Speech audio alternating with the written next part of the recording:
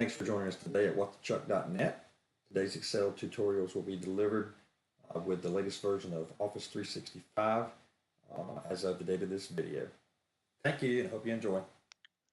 Today we're going to be looking at three functions in Excel, mathematical functions. They're going to be sum, SUMIF, and SUMIFS. Some people say SUMIFS, and that's fine, but sometimes it's hard to tell what we're saying here on in the recording, so I may refer to it as one or the other or both. So the data that we're going to be looking at or using for this example is some data that I've been using in a lot of my previous videos that I've done. What we're going to do, the first thing we're going to look at is sum.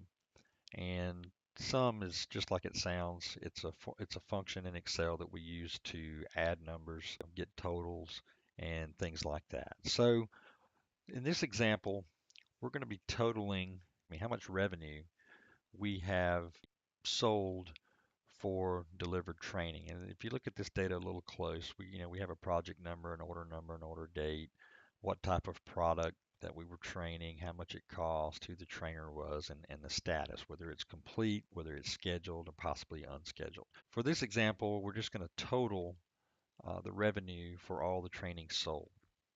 To do that, I could do that a couple different ways. Now we're going to be doing these formulas over here next to the criteria and the function that we're going to use. But just as an example, one way to do this is I could type in the cell that I want the value to appear, I could type in equals sum, and I could say this value plus this value plus this value plus this value and so forth and come up with a total. Now, that may work if you're just doing, a handful of numbers, but if you're dealing with um, data sets that are hundreds or thousands of lines long, that's not very practical. It'll take you longer to do that than just using your calculator. So another way that you could do that is you could simply say equals sum. And since this is a small data set, you could just highlight the range that you want to total, press enter. Another way that you could do that is by using the Autosum function that's built into the ribbon. And that's on the Home tab, and it's all the way over here to the right. If you click that, you're going to notice it did the same thing we did when we just uh, clicked and dragged the selection of those cells. Now, one thing you notice, because there was a space in between where we wanted to put the total and the last record, it creates a blank space. I don't like that. So if you hold down the Shift key and hit the up arrow, it'll remove that. That'll give you your total. Another way to do it, there's a shortcut key for the auto sum. If you look at the tip, it says that you can hold down the alternate key and hit the equal sign. And that is the same thing as clicking the auto sum button. And I use that a lot. I'll use shortcut keys wherever possible. It's just faster than trying to find it on the ribbon if you know what it is, especially auto sum. I use that basically every day. So we'll go ahead and just hit enter there just to show you that it worked. So what I'm going to do, I'm going to come over here and I'm just going to recreate that formula we just did.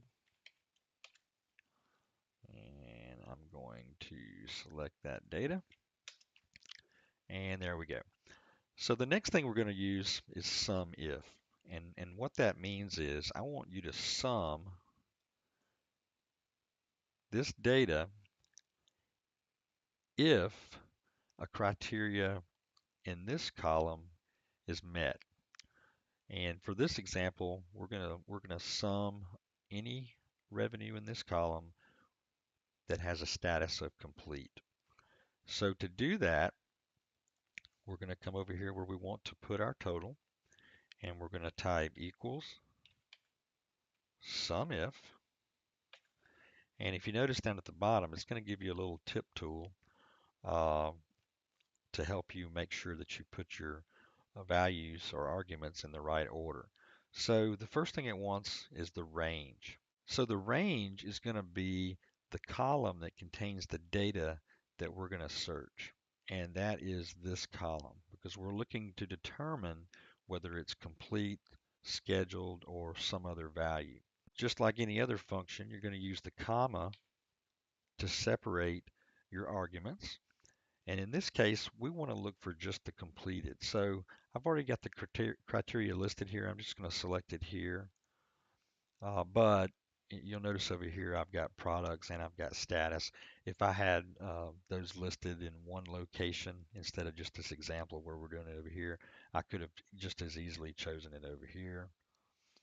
So from here, I'm going to put in another comma so that I'm telling Excel I'm about to put another argument. And that last argument is my sum range. So where is the money? The money is right here. So now that I've put all my arguments in and I've told it the criteria that I'm looking for, all I have to do is put in a closed parentheses and press enter. So this is telling me that we have $6,938 of training revenue that has a status of complete. So to check that,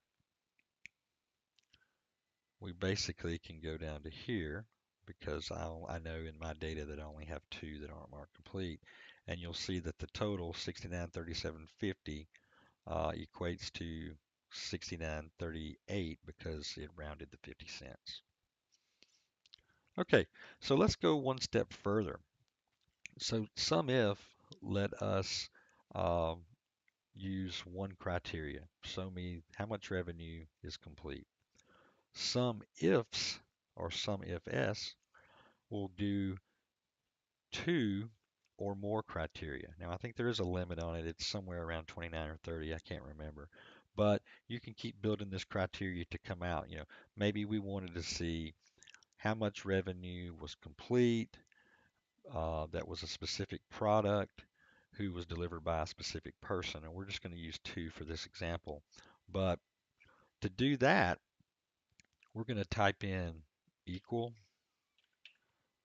SUMIFS and an open parentheses. And the first thing we're going to do is we're going to look for our sum range. We're going to sum this column. Then our criteria name, which is the status. And then our second criteria is going to be the type of product. But our status is in column N. And we're going to do a comma. And now what's our criteria? We're going to look for complete. Now we're going to put another comma. And we're going to put our criteria to range. That's going to be our product column. Then, now it wants our criteria. What are we looking for? So we're going to look for WP.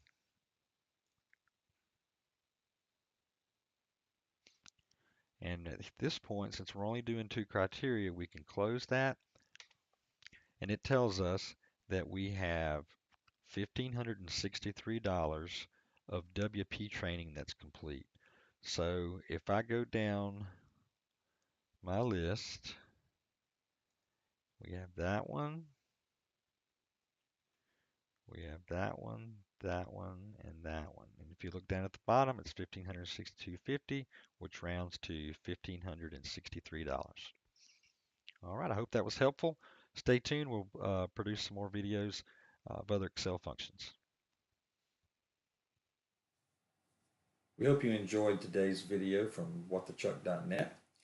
If you did like it and you'd like to see more, please subscribe to the channel and click the bell notification, and you'll get notified whenever we release new videos in the future. Thank you, guys.